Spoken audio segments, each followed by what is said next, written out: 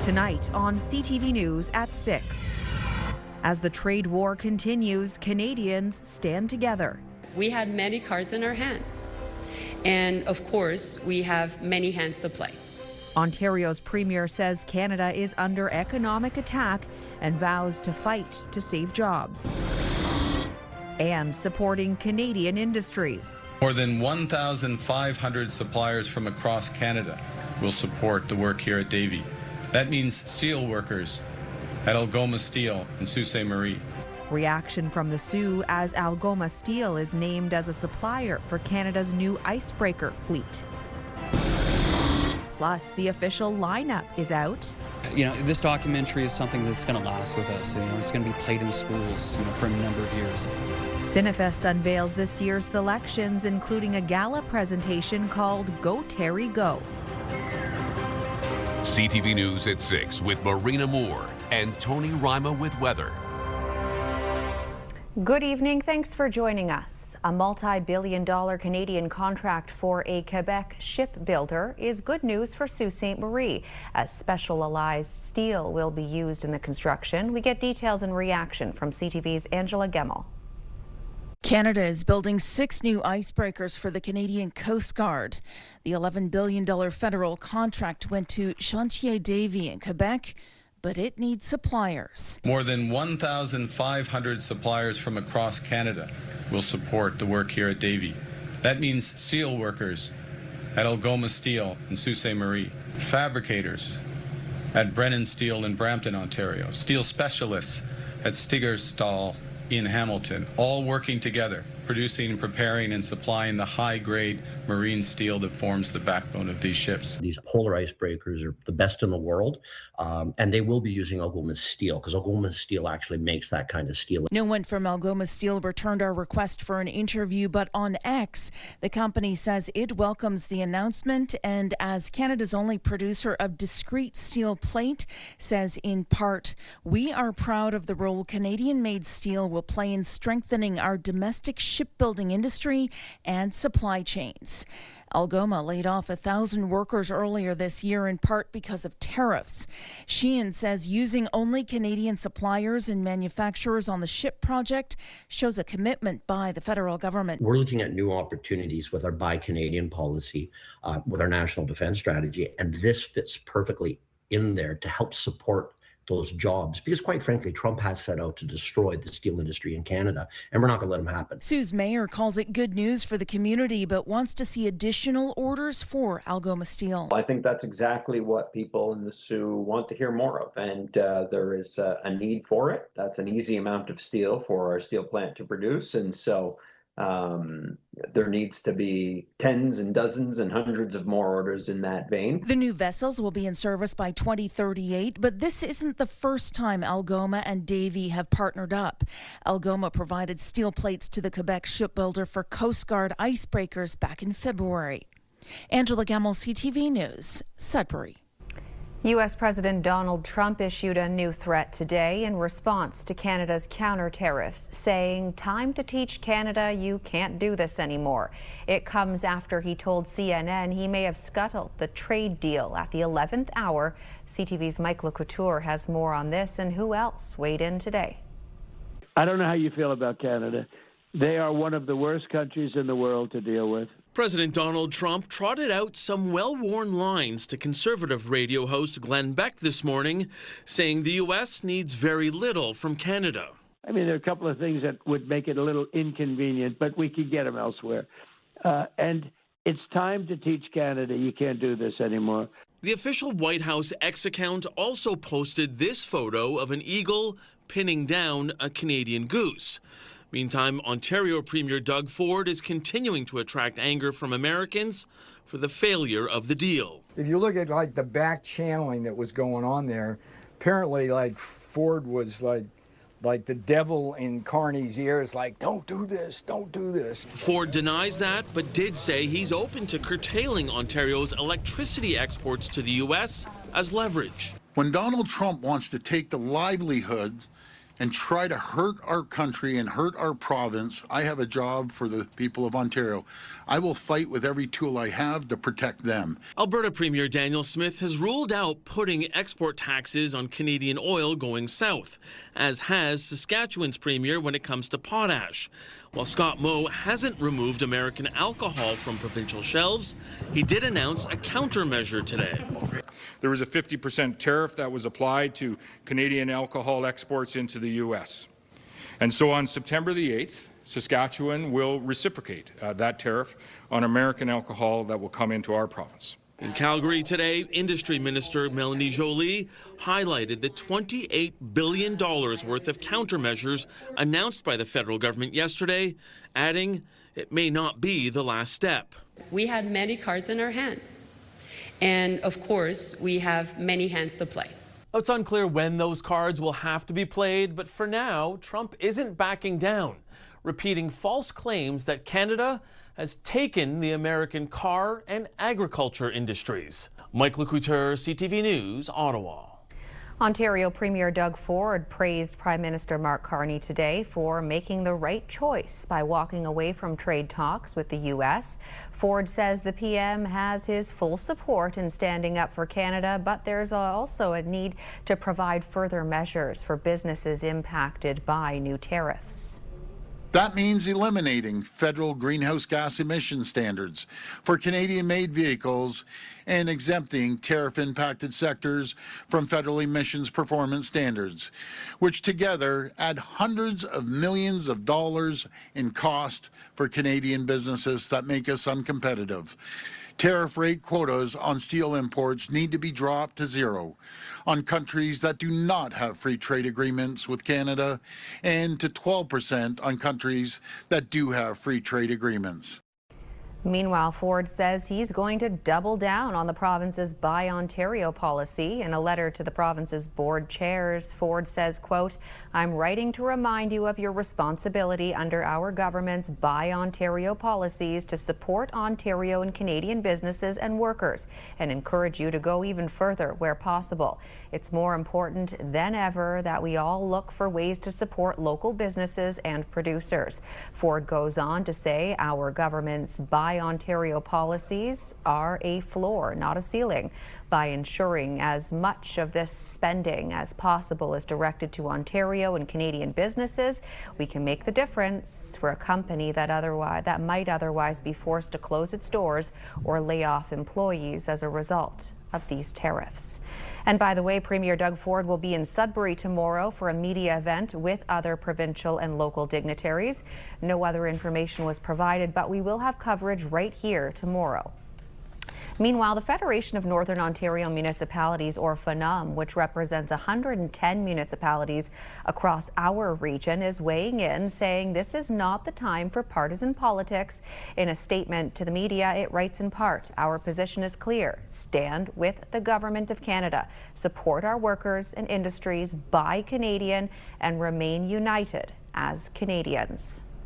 In other news, Greater Sudbury Police seized $50,000 in suspected cocaine Sunday. As part of a drug trafficking investigation, police say they stopped a Mississauga man as he was coming into the city. A search of the 36-year-old man revealed 500 grams of cocaine, a handgun, and $3,000 in cash. Police say the investigation led them to a downtown Sudbury residence where they found materials used in trafficking. OPP in Callander, just south of North Bay, ran a safety inspection blitz Sunday that led to a slew of charges against 2 people and a BC business. Police say they inspected this truck as part of their commercial vehicle inspections on Highway 11. Among the offenses were having an insecure load, defective brakes, and operating an unsafe combination of vehicle. According to police, the 24-year-old driver faces 14 charges, including driving without the proper license. His 31-year-old passenger faces 2 charges for having cannabis readily available. And the BC company that owns the vehicle has been hit with 8 charges. Police seized the vehicle and trailer plates as a result of the inspection. Time now for our first check on weather. It's back to gloomy skies and rain. Here's CTV's Amanda Hicks filling in for Tony Rima. Amanda, how long is the rain here to stay? Well, Marina, we're going to get a brief reprieve from the rain. We're going to see it into tomorrow. But then by the time Friday into Saturday rolls around, we're going to start to see a bit of a shift, some drier conditions during those 2 days, depending on where you are, of course. But then by the time next week starts, we're going to go back to rain, definitely back to some rainy conditions to start the week next week. But also going to see some cooler temperatures as well too. We just heard the rain outside our studio just moments ago, so it's already starting. I'll have more of those details coming up a bit later on, but for now, Marina, back to you. Well, Amanda, this next story will brighten someone's day. You might be a lottery winner if you bought a ticket in North Bay recently. There's $100,000 sitting in someone's pocket. Yesterday's Lotto Max draw has not been claimed yet, and OLG says the ticket for the Max Plus prize was sold in the Gateway City. The $10 million grand prize winning ticket was sold in St. Catharines. Check your ticket. Still to come here on CTV News at 6. CTV's Ian Campbell takes a closer look at municipal elections with a focus on the north. Wrong video there, but that is another story coming up. Tune in for that.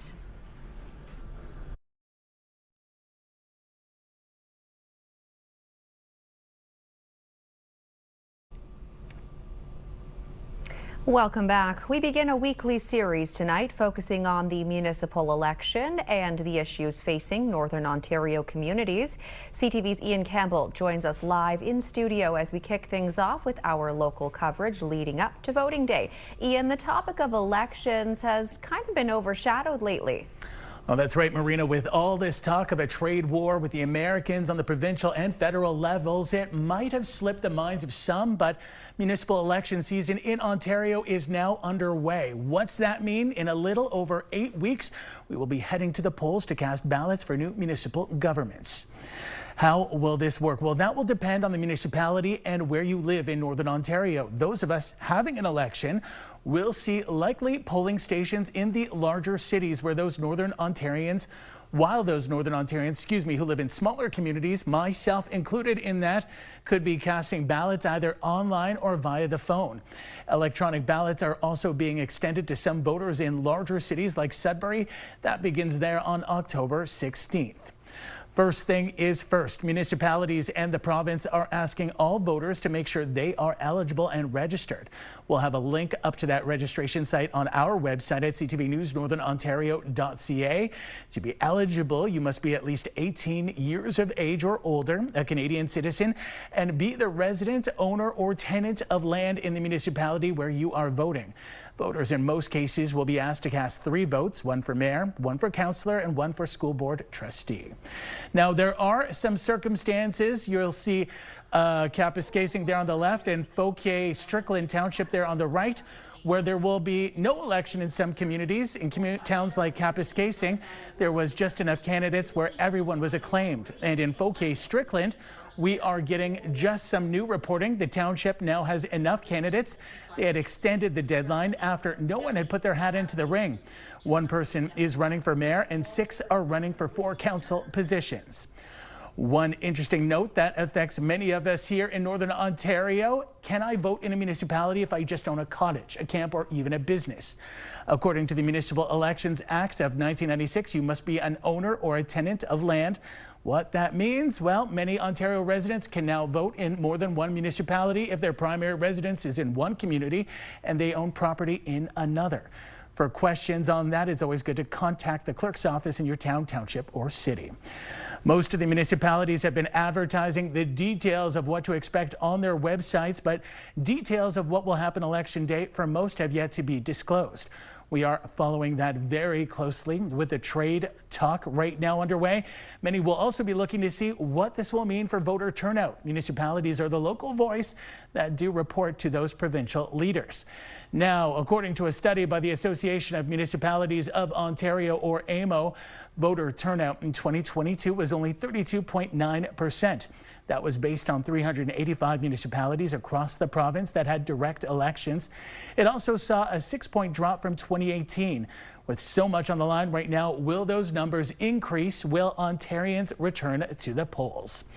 I can also tell you, there it is, that gender-wise in that same AMO study, only a third of the total poll of candidates were women. Female representation has been steadily increasing over the last few years. 33% of women running in contested elections were also elected to office. So a lot to look at, Marina, over the next few weeks, and we'll be taking a look at some of the bigger issues ahead of the big day on Wednesday.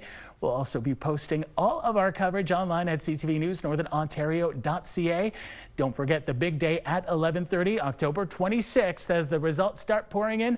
Should be an exciting few weeks. Always is. Thank you for this, Ian. CTV's Ian Campbell joining us live in studio tonight. To Timmins now, where home sales remain strong in July, but buyers are facing a shortage of homes on the market. There were 155 homes sold across the Timmins, Cochrane and Temiskaming districts in July. That's up 9% from the same month last year. The average sale price rose to nearly $328,000, but buyers are facing fewer options, with active listings down more than 23% from last July. The lack of housing is not helping, and the lack of good apartments that the boomers could go to. So they're staying in their homes a little bit longer. That's creating a little bit there of a bottleneck, and that's why it's tough for first-time home buyers also to get into the marketplace, because the prices are rising. North Bay saw sales jump nearly 40% in July, while Sault Ste. Marie sales fell 20% and Sudbury sales rose nearly 8%. Next year in August, more than 2,000 athletes from over 80 countries are set to visit Sudbury for a world competition in arm wrestling. CTV's Madison Merrier rolls up her sleeves to get a grip on this story. Arm wrestlers from around the world have a year to prepare for the World Championship. But here in Sudbury, athletes are hoping to see more people try their hand at the sport. We're hosting monthly events to grow the sport, get more people involved. Sudbury has a wonderful base of people who are already interested in the sport, and we're going to just bring people out of the woodwork. While it's an affordable sport for all, it does bring tough competition. You have to sacrifice early mornings. You have to sacrifice your late nights. Do it.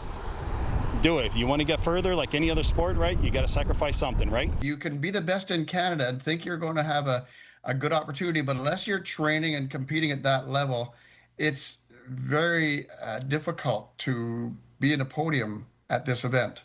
Lachance won the world title in 1996 and Roussel won the North American World Championship in 2025. And both athletes are preparing for more to come. Every tournament you go to, you learn something new. And you got to keep an open mind, and you know what? It's one of the greatest sports out there. Right now, I got back into training. I was away from the sport for several years, but now how can I not want to compete? So I hope I qualify. Both athletes say the arm wrestling community is very welcoming to all, but it's also accessible to people of all ages, sexes, and disabilities, offering 156 different categories. We also have para categories, which include visually impaired, hearing, cerebral, standing, sitting. There's a category for virtually every person out there. The monthly competition is open to all in Sudbury interested in trying the sport, but Costello says as the competition gets closer, it's going to get more intense. Madison Merrier, CTV News, Sudbury. All right, let's go back over to Amanda now for a check on the current conditions. And I wouldn't question her on the rain or blame the rain on her. She looked like she had some muscle going on there, Amanda. I would have to say Madison best of me. My weather skills are strong, maybe not as much my biceps in this case, Marina. But yes, the rain has been falling this hour depending on where you are. That's going to continue into the overnight hours. And depending on where you were today, saw highs between 20 to 25 degrees throughout the day with clouds, showers, a little bit of sun, a little bit of everything. But let's take a look at how things are shaping up outside your doorstep right now. Starting with the current conditions, of course, cloudy skies in Moosonee sitting at 20 degrees, rain falling in Cochrane and Timmins, more clouds in Kapuskasing. 17 degrees in Chapleau. Fog in Wawa, rain falling in Sault Ste. Marie, sitting at 18 degrees, so a little bit cooler there. Warmer in Parry Sound, 25 degrees, seeing a little bit of sunshine continuing. And then more clouds in Temiskaming Shores and North Bay, more sunshine in Kirkland Lake, 21 degrees there. And then finally in Sudbury, as we mentioned before, we were seeing some rain falling lightly, more clouds in Elliott Lake, Gore Bay, and Espanola. Those were the current conditions. Marina. All right, thank you, Amanda. Next on CTV News at 6, why Canadian energy is so far not included in new counter tariffs to the United States. And another tough update from the entertainment world today. Actor Tim Curry has died.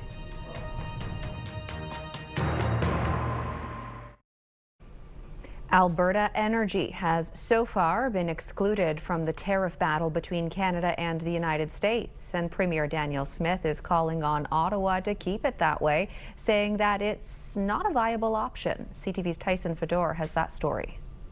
Nearly $28 billion in new counter tariffs announced by Ottawa. Canadian Energy is not included in that, at least not for now. If we try to put export taxes or restrictions on volume on oil or natural gas, I think that could really escalate things quickly. Premier Daniel Smith says Alberta Oil and Gas should be off the table on export taxes, saying it's not a viable option. She wants Canada to return to the negotiating table as tariffs increase costs and disrupt supply chains. Nobody wants us to turn off the taps to the United States. But I'll tell you this, when you're negotiating, especially when you're negotiating with a bully, you don't start with one hand tied behind your back. You don't immediately take things off the table because that weakens your negotiating position. In an interview with BNN Bloomberg, BC Premier David Eby weighed in on a possible export tax on natural resources, leaving BC for America. Would you support using BC's natural resources as leverage, like potentially tariffing or even restricting energy exports? Yes. I don't put any of the items that are in her province up in terms of the discussion. I'm just speaking for British Columbia and what we're willing to do as part of a coordinated federal effort. But energy expert Richard Masson believes an export tax on energy ahead of the U.S. midterm elections would create a further divide, especially for many Americans who support Canada's retaliatory measures. They're already feeling pretty bad about paying $5 for diesel, and they could, instead of supporting Canada generally, start to think that we're playing too hardball. In trade discussions last week, Canada proposed reigniting the Keystone XL pipeline to appease President Trump before talks broke down. The Canadian government knows what Trump wants. He wants Keystone XL. It's a big symbol. When asked, the federal finance minister would not address the future of that pipeline project. The most sought after commodity today is trust. And Canada offers the trust that the world needs: stability, predictability, and trust. Tyson Fedor, CTV News, Calgary. Officials in Nepal say 24 Canadians are among the 400 people missing after a devastating landslide and flash flooding. Security cameras captured scenes of people fleeing as a wall of mud and rock roared down a mountainside at a land border crossing between Nepal and Tibet earlier today, burying everything in its path. At least 98 people have been killed. Houses, roads, and power plants were swept away. China's state news agency reported significant casualties.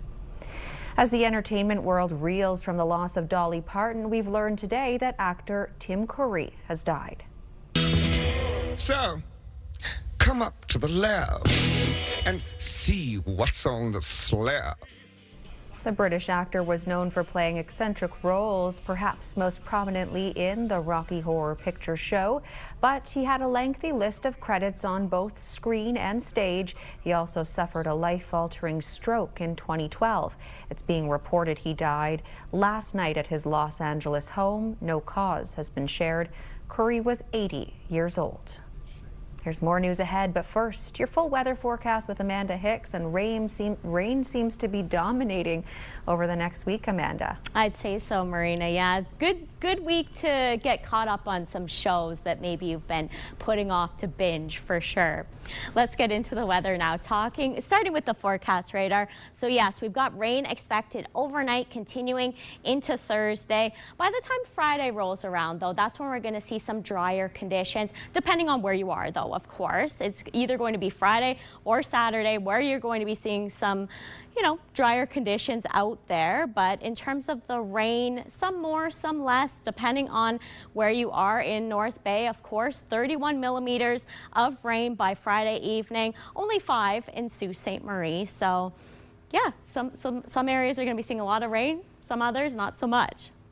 Overnight, though, we've got showers, risk of thunderstorms in Sudbury, a few showers, risk of thunderstorms in Timmins, 11 degrees overnight. So starting to see some cooler conditions. We are going to be seeing some single-digit temperatures as well over the next few days.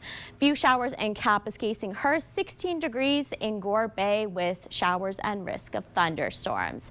7-day forecast starting with Sudbury, Nickel Belt. Chance of showers for tomorrow, risk of thunderstorms getting up to a high of 20 degrees, 19 on Friday, mix of sun and cloud, chance of showers throughout the weekend, getting up to a high of 21 on Monday with a chance of showers. For Sault Ste. Marie, Algoma, chance of showers for tomorrow, high of 19, 21 on Friday, sunny skies, great start to the weekend, but then things shift by the time Saturday rolls around. Cloudy skies rolling in, chance of showers throughout the weekend, getting up to a high of 22, which is normal for this time of year.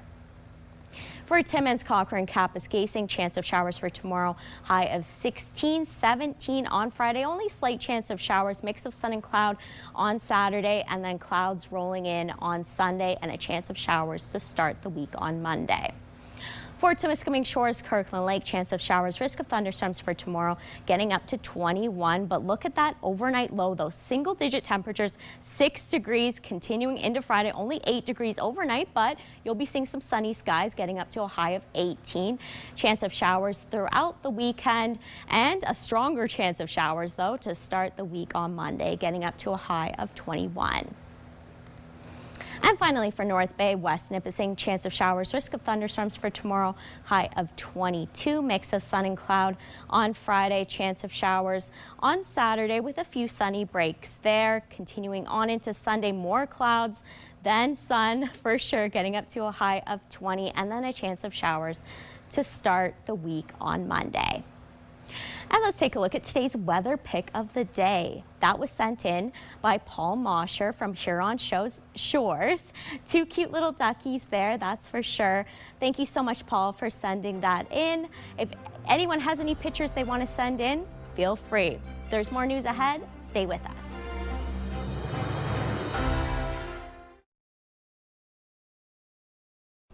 Time now for your CAA tip of the month with Coop from Pure Country Radio, and tonight it's all about looking forward to that sunny travel destination.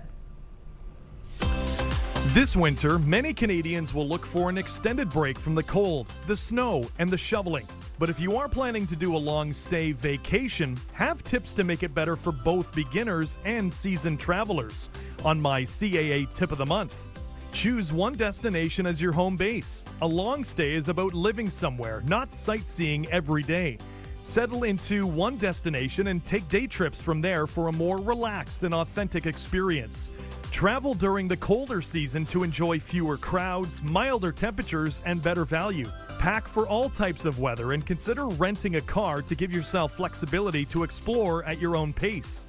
Look into local SIM and phone plans. Skip the roaming fees. Local SIM cards or prepaid plans keep you connected for less. Setting one up before departure means you can use maps, transportation apps, reservations, and contacts as soon as you arrive without searching for Wi-Fi or worrying about roaming fees. As an added perk for CAA members, you can save $25 or more per month on 5G Plus mobile plans at Rogers, with select plans offering coverage in the U.S., Mexico, and beyond. Prioritize travel insurance. The longer you're away, the more opportunities there are for the unexpected. Comprehensive travel insurance for the duration of your trip provides valuable peace of mind, helping protect you from unforeseen medical expenses, trip interruptions, or travel delays, so you can focus on enjoying every moment of your adventure. Slow down and embrace local life. Don't just see the destination, live it. The longer you stay, the more a destination begins to feel like home. Wander local markets, dine at neighborhood favorites, attend community events, and settle into the daily rhythm of your surroundings. Some of the most authentic and meaningful travel memories come from these simple, unscripted moments.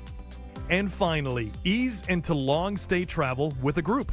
If you're curious about long-stay travel but hesitant to plan it all, a hosted group can be a great first step. Together, Groups by CAA Travel lets you enjoy an extended getaway alongside fellow travelers with expert support to help you navigate the journey. It's all the benefits of a long stay with added confidence and connection. So if you are one to trade in your snowshoes for sandals, I hope I gave you a little more to think about than just packing your suitcase and help make your getaway smooth sailing with my CAA Tip of the Month. In Ottawa, some Carleton University varsity athletes are adding a new title to their name, author. They've written stories to help younger boys challenge problematic elements of masculinity and help them build emotional intelligence. CTV's Camille Wilson has the story. From athletes to authors, 8 Carleton University varsity sportsmen are now published storytellers. Accomplish something like this, it's not basketball, it's not sports, it's something different. So obviously for me, it means a lot. Nelson Celian, a basketball player with the Carleton Ravens, writes about the young kid in him playing sports and dancing, thinking that was all he needed to be successful, until he began to struggle with academics and the basketball dream was almost ripped away. He decided to write about it. I feel like in life, you also need to take a step back to have like a bigger step forward. And he learned from his mistakes. Celian's teammate, AJ Osmond, chose to write fiction, creating a character, Caleb, a 12-year-old boy who felt that he was an outcast from society because he didn't have the same skills as everyone else, but later realized he still had something special. Choosing to do the right thing and being a light to those who are in the dark and who are being misguided. The goal? To help young boys build emotional intelligence and connectedness. Just trust that it's okay. For a man, it's okay to ask help. It's okay to be vulnerable. It's okay to make mistakes. It's okay to be weak. It's okay to cry. It was my goal to combat a toxic masculinity environment that we see nowadays in media, whether that's films, books, or just culture in general. A lot of coming-of-age stories that I think promote the wrong kind of principles or morals. A collaboration between Carleton University's Equity and Inclusion Communities and the Carleton Ravens. Idea sparked by Bailey Reed, a senior advisor, after realizing there are too few books about young men with emotional connection. We came up with this project that it would be amazing if we had men on campus come together to write stories of collaboration and care for other younger men and boys. The project using storytelling to empower young men to recognize their potential as positive change makers and that anything is possible. True masculinity is being able to do the right thing in every situation, no matter if it's hard, no matter if that means you don't get as famous or you don't make as much money or you don't have as much friends. You can't always be a follower. The message is really keep believing in yourself. You're gonna make mistakes, but you can always decide to become the person that you really want to be. Camille Wilson, CTV News. With only 3 weeks away from puck drop on the OHL regular season, training and development camps are underway for 3 northern teams. CTV's Eric Tashner checks in with them. Development and training camps opened this week for the North Bay Battalion as nearly 30 young hopefuls tread the ice looking to crack into the lineup, while returning players like Cam Warren look to impress, coming off a gold medal win at the Hlinka Gretzky Cup. It's great being with all the guys and stuff again, and being able to be back as a team. The Troops' front office chose to change the way its prospects and returning players train, including a development camp before main training camp, which starts tonight and runs until Friday. A deep roster of talent in management's hands after the team's top scorers are gone. I'm starting to find some chemistry. I think that, that may sound bleak for others coming in, but we're fully coming with eyes wide open. Following medical and fitness tests, 15 forwards, 10 defensemen, and 4 goaltender prospects have been skating at the Troops development camp. I want to see who's working through things, maybe a little adversity. You can tell when maybe a shift doesn't go great. Does he try to extend it and create more problems, or does he simplify? Meanwhile, camp is underway at the GFL Memorial Gardens for the Greyhounds, and the Sudbury Wolves are also on the ice looking for improvements. The guys that have returned, they're showing some good leadership out there. Last season, all 3 Northern teams made the playoffs, with the Wolves getting bounced in the first round and both the Troops and the Hounds in the second.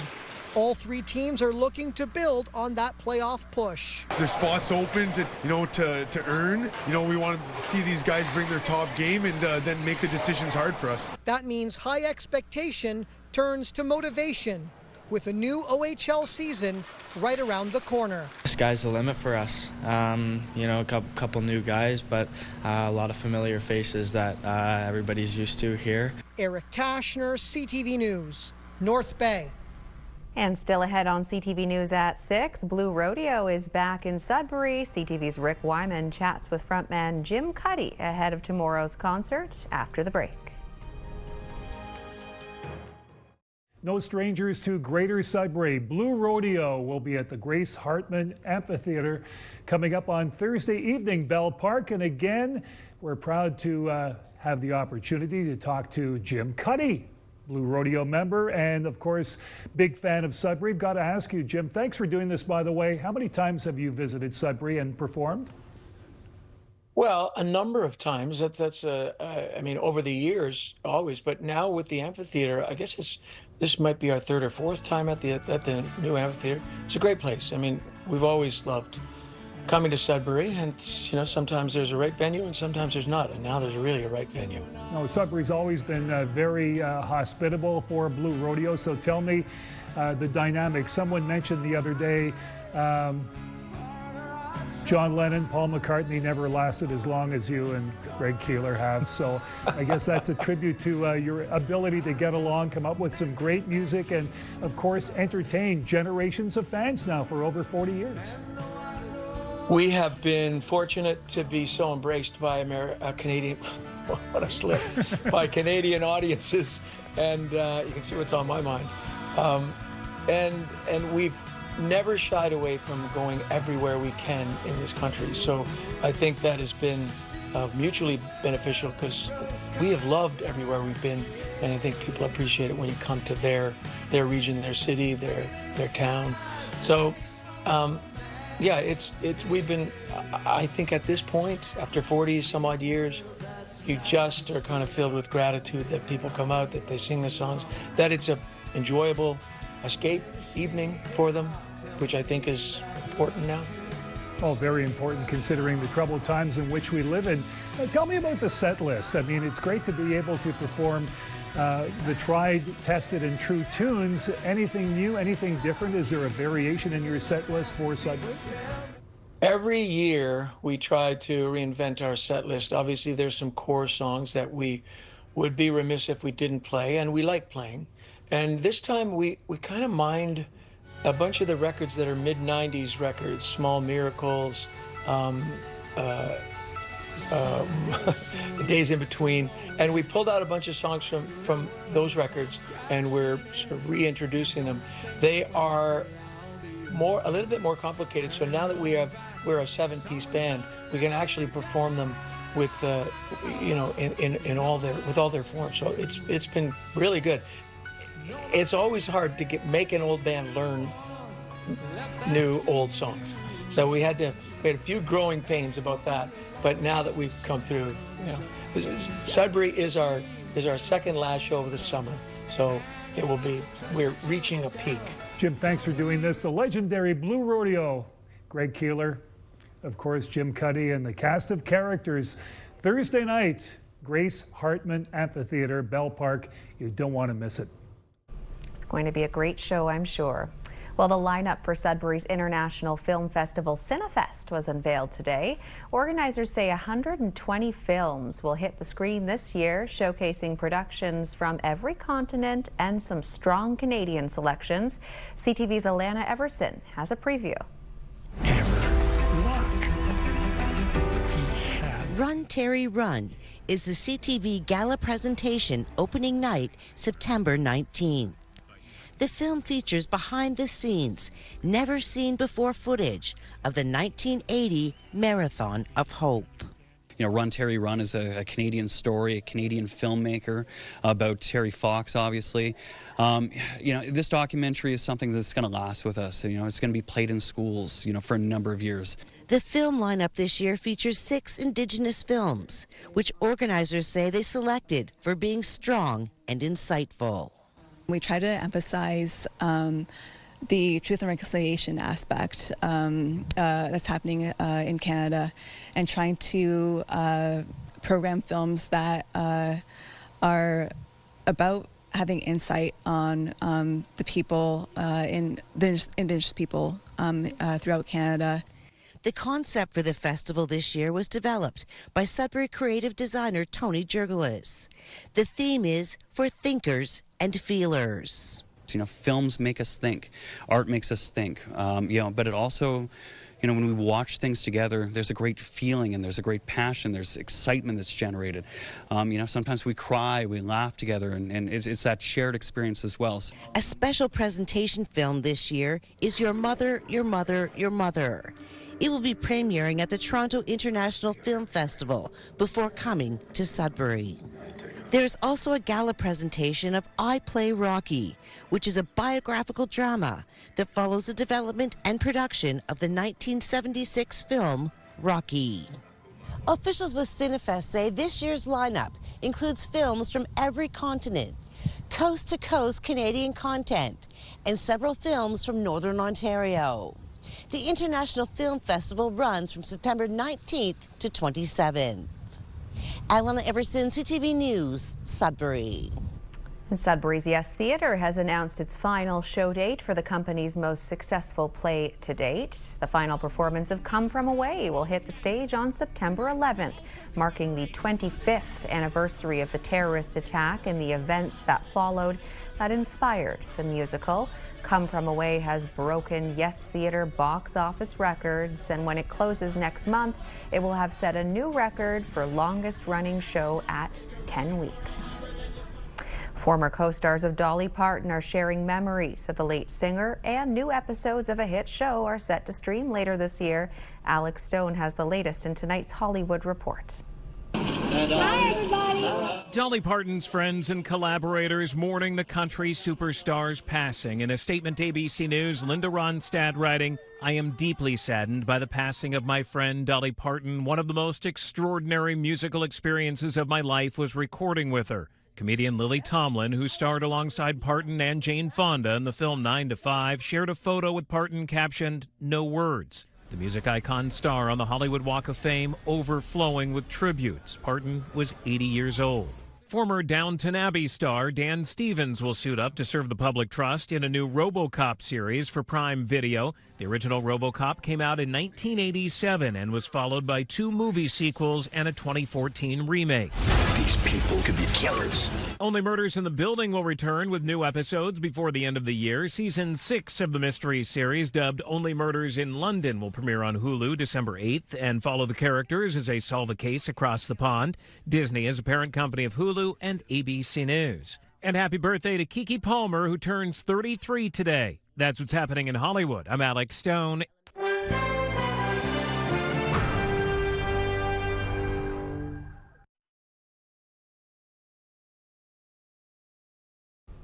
The world's most valuable company reported earnings today. BNN Bloomberg's Marina Fernandez has NVIDIA's results. Revenue rang in at over $96 billion U.S. for the quarter. That's 106% better than the same quarter last year.